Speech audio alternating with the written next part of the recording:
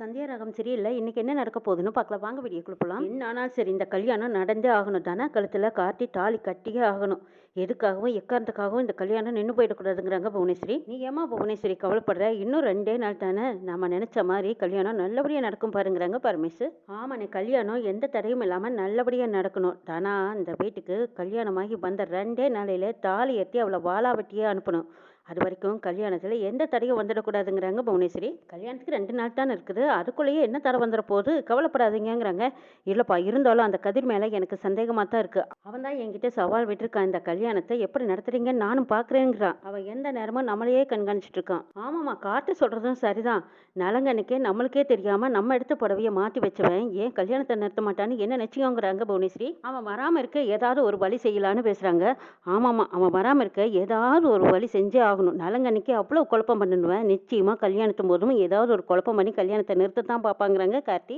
அது கதிர்க்கு மண்டபத்துக்கு வராம தடுத்து நிறுத்துங்க. அதுக்கப்புறமா தனாவை நான் கல்யாணம் பண்ணிக்கிட்டு உங்க மனசுல என்ன ஆசை இருக்கோ அந்த 20 வருஷமான ஆசையை நான் நிறைவேற்றி காட்டுறேங்கிறாங்க கார்த்தி. கவலைப்படாத கார்த்தி, அவனை கல்யாணத்துக்கு வராம எப்படி தடுத்து நிறுத்தணுமோ அப்படி நான் தடுத்து நிறுத்திடுறேன், நான் பாத்துக்கிறேங்கிறாங்க புவனேஸ்வரி. ஆமா, அவனை நம்ம ஆளுகளை வச்சு எங்கேயாவது ஒரு மூலையில கட்டி போட்டுடணும். அவன் கல்யாண மண்டபத்து பக்கமே அவன் தலை வச்சு படுக்க கூடாதுங்கிறாங்க பரமேசு. அண்ணே, அவசரப்பட்டு ஏதாவது பண்ணிடாதீங்க, அப்புறம் நம்ம பேர் தான் கெட்டு போயிடும். அந்த ரகுரமே கதிரை கல்யாணத்துக்கு வர வேண்டாம்னு சொல்ற அளவுக்கு நான் பண்றேங்கிறாங்க புவனேஸ்வரி. அது எப்படிமா முடியும்னு கேட்குறாங்க பரமேசு. ஆமாண்ணே, இன்னைக்கு தாலி உருக்கிற ஃபங்க்ஷன் இருக்குது இல்லையா, இன்னைக்கு அந்த ஃபங்க்ஷனை வச்சு ரகுராம கதிரை வீட்டை விட்டு வெளியே போடான்னு நான் சொல்ல வைக்கிறேன் பாருங்கிறாங்க புவனேஸ்வரி. அப்படின்னு பரமேசு கார்த்தி 2 பேரும் ஐடியா கேட்குறாங்க. புவனேஸ்வரி ரகசியமா சொல்லி முடிக்கிறாங்க. அந்த கதிர் சுண்டக்காப்பாயே அவன் என்கிட்டயே சவால் விடுறானா, யாருங்கிறத அவனுக்கு காட்டுறேன், என்கிட்டயே சவால் விடுறானா அப்படின்னு வெறப்பா நிற்கிறாங்க புவனேஸ்வரி. ரகுராம் வீட்டில் எல்லாரும் பரபரப்பா இருக்காங்க. பாட்டி ஓடி வந்து ஏப்பா இன்னைக்கு ஆசாரி வர சொல்லிட்டியாங்கிறாங்க. அம்மா எல்லாம் ரெடியாக வந்துருவாங்கம்மா அப்படிங்கிறாங்க. எப்படியோப்பா இன்னைக்கு தாலிக்கு ஒரு ஃபங்க்ஷன் நல்லபடியாக நடக்கணும், 2 தாலியும் சிறப்பாக பண்ணி கொடுத்துட்டாங்கன்னா அதுக்கப்புறம் நான் பள்ளிக்கு போகலான்னு வேண்டியிருக்கேன்ப்பாங்கிறாங்க. அம்மா கல்யாணம் முடிஞ்சதும் தாராளமாக எல்லாரும் மொத்த குடும்பத்தோடு போயிட்டு வந்துடலாங்கிறாங்க ரகுராம்.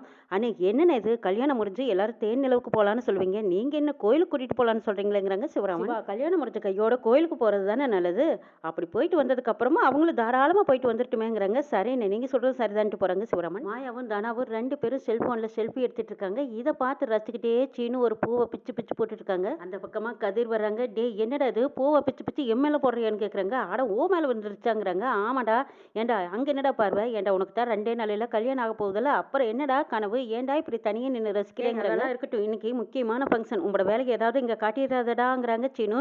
டே எனக்கு எதுக்குடா வம்பு, நான் பாட்டுக்கு ஓரமா நிக்க போறேன், நான் சொன்னாலும் நீங்க யாரும் நம்ப போறதில்ல, அதுவும் முக்கியமா சொல்ல வேண்டியவங்க கிட்ட சொல்லியாச்சு, அதுக்கப்புறமா நான் இப்போ என் வேலைக்கு மட்டும்தான் பார்க்க போறேன்ட்டு போறாங்க கதை.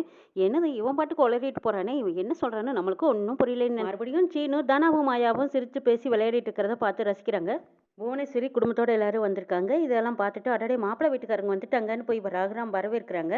உள்ள வந்ததுக்கு அப்புறமா அடே புவனேஸ்வரி வா வா உட்கார் வா அப்படிங்கிறாங்க. பத்மா போய் காப்பி எடுத்துட்டு எல்லாத்துக்குங்கிறாங்க. அத்தை அதெல்லாம் எதுக்கு, வேண்டாம் விடுங்க, நாம என்ன 3வது மனுஷங்களான்னு கேட்குறாங்க புவனேஸ்வரி. வெளியில இருந்து உள்ள வரும்போதே கார்த்திக்கு ஒரு ஃபோன் வருது. அவங்க நின்று பேசிட்டு இருக்காங்க. இந்த பக்கமா தனா எதிர்பார்த்துட்டு இருக்காங்க. அச்சோ என்னடி இது, இவங்க எல்லாரும் வந்துட்டாங்க, மாப்பிள்ளைய காணமேன்னு எதிர்பார்க்குறாங்க. ஏய் வருவாரடி, அவர் தானே வந்ததா சொல்றாங்க, வருவாங்க வருவாங்க இருங்கிறாங்க மாயா. இல்லடி காணமே பாரு அப்படிங்கிறாங்க தனா. ஃபோன் பேசி முடிச்சதுக்கு அப்புறமா கார்த்தி அப்படி ஜம்முன்னு உள்ள வர்றாங்க. வந்ததும் பார்த்து தனாவுக்கு அவ்வளவு வெக்கம் பொறுப்பு சந்தோஷம். வந்துட்டாரா என்ன ரொமான்ஸான்னு மாயா கிண்டல் அடிக்கிறாங்க. ஏ போடி அப்படிங்கிறாங்க தனா. எல்லாரும் வந்தாச்சு, எங்க ஆசாரிய காணமேன்னு எதிர்பார்த்துட்டு இருக்காங்க. வந்தாரியாரும் வந்துட்டு இருக்காங்க. அடடே அதான் பாருங்க பூசாரி வந்தாச்சுங்கிறாங்க மணிவண்ணன். ஐயோ மாமா பூசாரி கிடையாது ஆசாரிங்கிறாங்க சிவராமன். ஆசாரி ஆசாரி நல்ல நேரத்துல நல்ல விதமா வந்துட்டாரு அப்படின்னு பேசிட்டு இருக்காங்க. வாங்க வாங்க ஆசாரியரே, எங்க வீட்டுல காலாகாலமா நடக்கிற ஒவ்வொரு நல்ல விசேஷத்துக்கும் நீங்க தான் தாலி உருக்கி கொடுப்பீங்க, இந்த தடவையும் நீங்க தான் செஞ்சு கொடுக்கணும்னு கேட்குறாங்க ரகுராம். நல்ல நேரத்தில் தாலி உருக்கிடலாம், நகையை எடுத்து கொடுங்கன்னு ஆசிரியர் கேட்குறாங்க. புவனேஸ்வரி உன் கையாலேயே எடுத்து கொடுமான்னு பாட்டி சொல்கிறாங்க. இதோ நான் எடுத்து தரேன்னு சொல்லி புவனேஸ்வரி அந்த காயின் எடுத்து கொடுக்குறாங்க. ஒரு தாலிக்கு புவனேஸ்வரி எடுத்து கொடுத்துட்டாங்க, இன்னொரு தாலிக்கும் எடுத்துட்டு வாங்கன்னு சொல்லி ஆசிரியர் கூப்பிடுறாங்க. பத்மா போய் எடுத்துட்டு வாப்போ அப்படிங்கிறாங்க. பத்மா போய் நகை எடுத்துட்டு வர போறாங்க. இந்த பக்கமா சீனு மாயாவை ரசிச்சு பார்க்குறாங்க. அந்த பக்கம் கார்த்தி தனாவை ரசிச்சு பார்க்குறாங்க. புவனேஸ்வரியும் பரமேசும் கதிரை முறைச்சு பார்க்குறாங்க. பத்மா தாலி உருக்கிறதுக்காக நகையை கொண்டு வந்து கொடுக்குறாங்க. அப்போ மாயா பார்த்துட்டு அத்தை ஒரு நிமிஷம் இருங்களேன், பெரியப்பா நீங்க எதுவும் தப்பா நினைச்சு அனுப்பிச்சிக்கலைன்னா ஒரு நிமிஷம் இருங்க நான் வந்துடுறேங்கிறாங்க. எல்லாருமே அதிர்ச்சியாகவும் ஆச்சரியமாகவும் என்னது மாயா ஏதாவது ஒன்று பண்ணிக்கிட்டே இருக்காளே, சபையில் நல்ல காரியம் நடக்க போகிற நேரத்தில் எல்லாரும் கொஞ்சம் இருங்கன்னு சொல்லிட்டு இவ என்ன பண்ண போறா அப்படின்னு பார்த்துட்டு இருக்காங்க. மாயா மாடிக்கு ஓடுறாங்க, ஓடுனதும் கீழே வராங்க. வந்ததுமே வளையல் எடுத்துட்டு வந்து கொடுக்குறாங்க. இந்தாங்க பெரியப்பா, தாலிக்கு செய்யும்போது வளையலையும் உருக்கி தாலி கூட செய்ய முடியுமான்னு கேட்குறாங்க.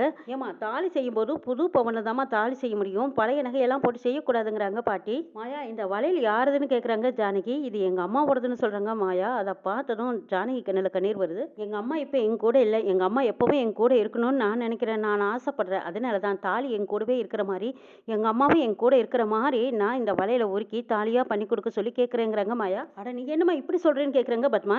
என் மருமக ஆசைப்படுற அதனால என்னடின்னு கேட்குறாங்க மணிவண்ணன். நான் அதுக்கு சொல்ல வரலைங்க, தாலி மாப்பிள்ளை வீட்டில் தான் செய்கிறது நம்ம சம்பிரதாயம், அதுதான் ஒரு முறையும் கூடங்கிறாங்க பத்மா. முறையெல்லாம் இருக்கட்டும், மருமக ஆசைப்படுறா அவங்க அம்மாவோட வலையில தாலி கூட சேர்த்து போட்டுக்கணும்னு ஆசைப்படுறா. மாயாவுக்கு இருக்கிற ஆசையை நம்ம கிட்ட சொல்லும் போது அந்த ஆசையை நம்ம தானே நிறைவேற்றி வைக்கணுங்கிறாங்க மணிவண்ணன். அச்சோ அவ சொல்றது எனக்கும் புரியுதுங்க. மாயாவோட அம்மானால இந்த குடும்பத்துக்கு ஒரு அவமானம் ஏற்பட்டிருக்கு. இருந்தாலும் இந்த குடும்பத்தை பொறுத்த வரைக்கும் எல்லாரும் மன்னிச்சாச்சு. இருந்தாலும் ஊருக்குள்ள என்ன சொல்லுவாங்க, ஏமா நான் சொல்றது சரிதானான்னு கேட்குறாங்க பத்மா. ஆமாமா பத்மா, நீ சொல்றதும் சரிதான். மாயா நீ நினைக்கிறதெல்லாம் நடக்காது, இது வேண்டாங்கிறாங்க பாட்டி. அம்மா மாயா சொல்றதுல என்ன தப்பு இருக்கு? எத்தனையோ பேர் அவங்க அவங்க அம்மாவோட நகையெல்லாம் உருக்கி தாலி செய்யறது இல்லையா? அந்த மாதிரி தான் மாயாவும் சொல்றா. அவ ஆசையை நிறைவேற்றினா என்ன தப்பு இருக்குன்னு கேட்குறாங்க சிவராமன். சொல்றதெல்லாம் சரிதாப்பா, இருந்தாலும் மாயாவோட அம்மா கல்யாணம் எப்படி நடந்ததுன்னு எல்லாத்துக்குமே தெரியும். அதனால இந்த குடும்பத்துக்கு பெரிய இழப்பும் கூட ஏற்பட்டிருக்கு. அதையெல்லாம் சந்திச்சு வந்த நாம திரும்ப அவன் நகையை எடுத்து இவளுக்கு தாலி செஞ்சு போடணுமா என்ன, அதுக்கப்புறம் இவங்க வாழ்க்கையை தொடங்கணுமா அப்படின்னு யோசிக்கிறாங்க. கேட்குறாங்க பாட்டி. அப்படி அவன் நகையை எடுத்து செஞ்சா அது நம்மளுக்கு மரியாதையாகவும் இருக்காதுன்னு சொல்லிடுறாங்க பாட்டி. பாட்டி அம்மா தப்பு செய்யலன்னு நான் சொல்ல வரல, ஆனா அவங்க கல்யாண வாழ்க்கையை நான் கூடவே இருந்து பார்த்துருக்கேன். ரொம்ப ரொம்ப சந்தோஷமா எங்க அம்மா வாழ்ந்தாங்க. அதே மாதிரி என்னோட வாழ்க்கையை அமைஞ்சா எனக்கு ரொம்ப ரொம்ப மகிழ்ச்சியா இருக்கும் பாட்டி. அதனால தான் அம்மா கூடவே இருக்கிற மாதிரி அம்மா நகையும் நான் சேர்த்துக்கிறேங்கிறாங்க மாயா. இல்ல மாயா அதெல்லாம் சரியா வராது, பத்மா நீ அந்த நகையை கொடு அப்படின்னு கேட்குறாங்க பாட்டி.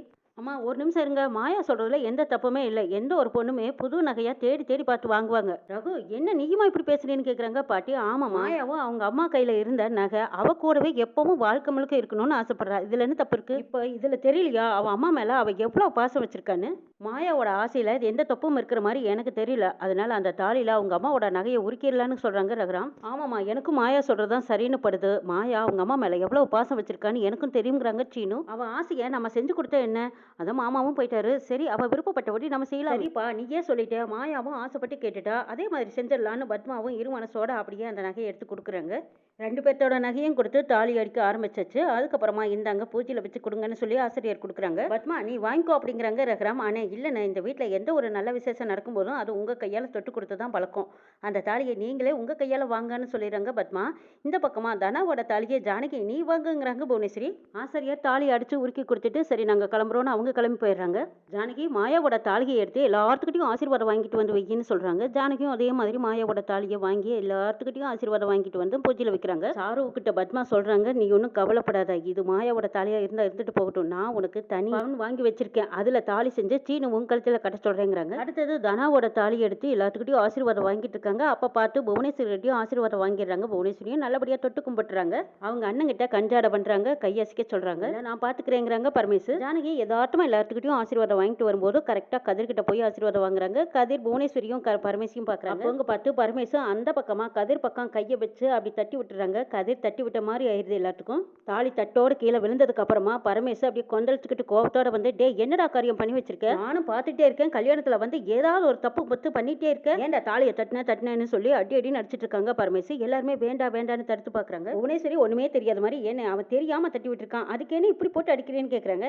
ஏமா உனக்கு ஒன்றும் தெரியாதுமா, நீ பேசாம அமைதியா நில்லு, நல்ல நேரத்துல நல்ல காரியம் பண்ண போகும்போது எப்படி ஒரு அபசுகுணமான வேலையை பார்த்துருக்கான் பாருங்கிறாங்க பரமேசு. ஆரம்பத்துல இருந்து இந்த கல்யாணம் நினைக்கிறக்காக இவ என்னென்னமோ வேலை பார்த்தான், அது நடக்காம போனதும் இப்ப நம்ம எல்லாரும் முன்னாடியும் தாலியை தட்டி விட்டுருக்கான் பாருங்கிறாங்க பரமேசு. டே கதிர் நீ மாறவே மாட்டியான்னு கேக்குறாங்க பாட்டி. டே கதிர் நீ என்ன காரியம் பண்ணி வச்சிருக்க பாத்தியாங்கிறாங்க சிவராமன். மாமா நான் எதுவும் பண்ணல, நான் சாமி கும்பிட்டு இருக்கும்போது இவர் தான் கையை விட்டு உள்ளோட்டு தட்டி விட்டுட்டாருன்னு சொல்றாங்க கதிர். ஓஹோ இவ்வளவு நாளா என் பையன் பேர்ல பழிக போட்டுட்டு இருந்தேன், இப்ப என் பேர்லயே பழி போட ஆரம்பிச்சிட்டேன்னு கேக்குறாங்க பரமேசு. பாத்தீங்களா இப்ப என் பேர்லயே பழிய தூக்கி போடுறான் பாருங்கன்னு சொல்றாங்க பரமேசு. அட சும்மா நடிக்காதீங்க, நீங்க தான் கையை உள்ளோட்டு தட்டி விட்டீங்கன்னு கதிர் உண்மையை சொல்றாங்க. டே சும்மா அப்படி இப்படி பேசிட்டு இருக்காத, அன்னைக்கு வீடேறி வந்து என் பையனோட சட்டையை பிடிச்சிங்கிறாங்க. ஐயோ, என்னப்பா இப்படியெல்லாம் சொல்றேன்னு கேட்குறாங்க பாட்டி.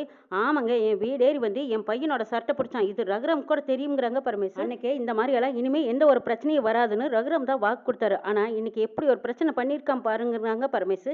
யார் பிரச்சனை பண்றது அப்படின்னு கொந்தளிச்சுக்கிட்டு வராங்க கதிர். இப்போ பிரச்சனை பண்றது நானா நீங்களா அப்படின்னு கதிர் கேட்கும்போதே ரகுராமுக்கு சரியான கோவம் வந்துடுது. ஆயின்னு சத்தம் போட்டுக்கிட்டு வந்து கதிரை பலார் பலார்னு அறையிறாரு. நான் உங்ககிட்ட இவ்வளவு தூரம் சொல்லியும் நீ கேட்கவே மாட்டீங்கல்ல, முதல்ல என் கண்ணு முன்னாடி நிற்காத, போட வெளியே அப்படின்னு சொல்லிடுறாங்க ரகுராம். கதிர் எவ்வளவோ கெஞ்சி பார்க்குறாங்க, மாமா நான் சொல்றத கொஞ்சம் கேளுங்கன்னு சொல்லி பார்க்குறாங்க. கேட்குற மாதிரி தெரியல ரகுராம். கதிர் உண்மையெல்லாம் மனசுல சுமந்துக்கிட்டு அந்த வீட்டை விட்டு வெளியே போயிடுறாங்க. மாயாவை மட்டும் தனியா ஒரு கோயிலில் கூப்பிட்டு பேசுறாங்க. கதிர் என்னை எதுக்கு தனியா கூப்பிட்டீங்கன்னு வந்து மாயா கேட்குறாங்க. கார்த்தி நல்லவன் கிடையாது, ஒரு பொண்ணை ஏமாத்திருக்கான்னு சொல்றாங்க கதிர். அந்த பொண்ணு தான் அன்னைக்கு அப்படியெல்லாம் எதுவும் இல்லை, நல்லவன்னு சொல்லிட்டு போனாலேங்கிறாங்க மாயா. அந்த பொண்ணை மிரட்டினால தான் அவள் அப்படி சொன்னாங்கிறாங்க. கார்த்தியா மிரட்டினாருன்னு கேட்குறாங்க மாயா. இல்லை தனாங்கிறாங்க. தனாவா? அவள் எதுக்கு போய் அப்படி மிரட்டி வச்சுட்டு வராங்கிறாங்க. கார்த்தி மேலே இருக்கிற லவ்னால தான் அவள் அப்படி பண்ணிட்டு இருக்கா. ஆனால் புவனேஸ்வரியும் பரமேசும் அவங்க 20 வருஷத்தை பகையை தீர்த்துக்கிறதுக்காக தான் தனாவை பலியாடாக்கியிருக்காங்க. காதலுங்கிற பேரில் தனா தான் ஏமாந்து நிற்கிறா. நான் சொல்கிறத யாருமே புரிஞ்சுக்க மாட்டேங்கிறீங்க. ஆனால் பரமேசும் புவனேஸ்வரியும் அவங்க 20 வருஷத்தை பகையை பழியை தீர்த்துக்கிறதுக்காக தான் இந்த கல்யாணத்தில் கார்த்தியும் தனாவையும் வச்சு தான் விளையாடிட்டு இருக்கிறாங்க. இந்த திட்டம் தெரியாமல் மாமாவும் அவங்களுக்கு சப்போர்ட் பண்ணி பேசிட்டு இருக்காங்க. புவனேஸ்வரியும் பரமேஸ்வரியும் மாமாவையும் அத்தையும் பழி வாங்கறதுக்காக தான் இந்த கல்யாண ஏற்பாடே பண்ணியிருக்காங்க. இந்த உண்மையை எடுத்து சொன்னால் யாருமே புரிஞ்சுக்க மாட்டேங்கிறாங்க. இப்போ நான் இதை உன்கிட்ட சொல்கிறேன். இதனால நீ ஏதாவது இந்த கல்யாணத்தை நிறுத்த முயற்சி பண்ண முடியுமா? அவங்க திட்டங்கள் எல்லாம் என்னன்னு தெரிஞ்சுக்கிட்டு கல்யாணத்துக்கு முன்னாடியே இதை எப்படியாவது நம்ம முறியடிச்சே ஆகணும்னு கதிர் மாயா 2 பேரும் போட்ட திட்டம் என்ன நடக்க போகுதுங்கிறதையும் நாளை எபிசோட்ல பார்க்கலாம்.